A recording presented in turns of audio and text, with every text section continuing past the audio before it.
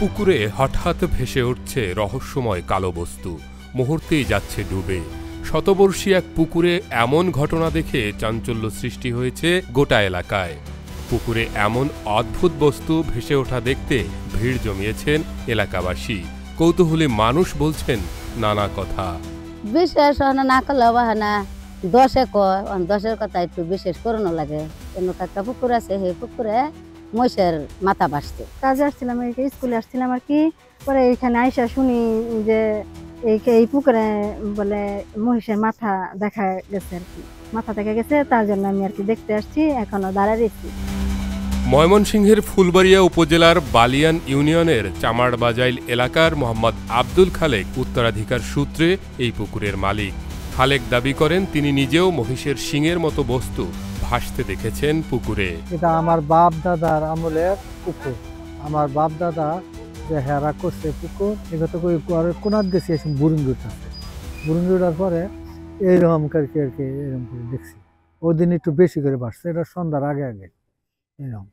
এই কেউ ওটা কেউ কয় মোতা টোতা, এটা কিছু না। ওটাকে আমার আইডিয়া হইলো উনি বাসে বুরুঙ্গি তুলে আবার তলে পরে এক্ষুনি 1 মিনিটও থাকে না। এক্সট্রিম মশার কয়েল প্ল্যান্ট ফাইবার দিয়ে তৈরি, ডেঙ্গু চিকুনগুনিয়া বাহি সহ যে কোনো মশার বিরুদ্ধে দেয় এক্সট্রিম সুরক্ষা। দূর থেকে সেই রহস্যজনক বস্তু দেখলে কালো হাতের মতো মনে হয়, কখনো মনে হয় শত শত বছর মাটির নিচে থাকা গাছের কোনো কাণ্ড বা গোড়ালি, আবার কখনো মনে হয় হাতি বা গন্ডার। যখন এটা ওঠে তখন পানি বলক পারে এটা অল্প একটু বাসার পরে আবার তৎক্ষণাৎ এটা আবার চলে যাওয়ার পরে পানিটা একদম আওলায় ফেলে। তো আমি যেটুকু দেখছি আর কি, আমার ধারণা মতো এটা একটা কাঠের মতোই ছিল। তবে এনে আর কি আমি কাঠের মতো দেখছি। কোনোদিন সন্ধ্যা ওঠে, কোনদিন দুপুর 12টার দিকে ওঠে, একদম নির্দিষ্ট টাইম টেবিল নাই। তো ওঠার সময় সে বুদবুদ শব্দের আওয়াজ নিয়ে ওঠে, আবার ওই যেভাবে উঠে ওই ঠিক ওইভাবে নেমে যায়, 2-1 সেকেন্ড থাকে, নেমে যায়। জিনিসটা বোঝা যায় না কি জিনিস।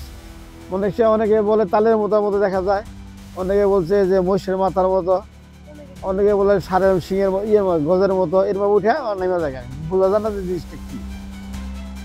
বস্তুটি নিয়ে লোকমুখে বিভিন্ন ধরনের গল্প ছড়িয়ে পড়েছে। কেউ কেউ বলছে গোসল করতে নামার পর এক ব্যক্তিকে টেনে নিয়ে 7 দিন পর ফিরিয়ে দিয়েছিল। আবার কেউ বলছে এক নারীকে টেনে নিয়ে যাচ্ছিল কেউ। যখন তোর নানার যে বাপ ছিল আমার শ্বশুর, সে তার একবার 7 দিনের জন্য নিচে পুকুরের ভিতরে নিয়ে 7 দিন রাখার পরে আবার তারে ওভাবেই এমন জায়গায় ফিরাই দিছে যে তার শরীরে কোনো পানি নাই। চাচা যেটা বলছে যে তার পুকুরে নিছিল গিয়া, এবার ঘরের ভিতরে নিয়ে 1 দিন রাখছে, নিয়ে পরের দিন আবার বালা মানুষ দিয়ে দিছে। রহস্যময় এই পুকুরকে ঘিরে আজব এমন ঘটনার ভিত্তি কি, নাকি শুধুই লোকমুখে ছড়িয়ে পড়া গুঞ্জন? এই রহস্য উদ্ঘাটন করা উচিত বলে মনে করেন সচেতন মহল।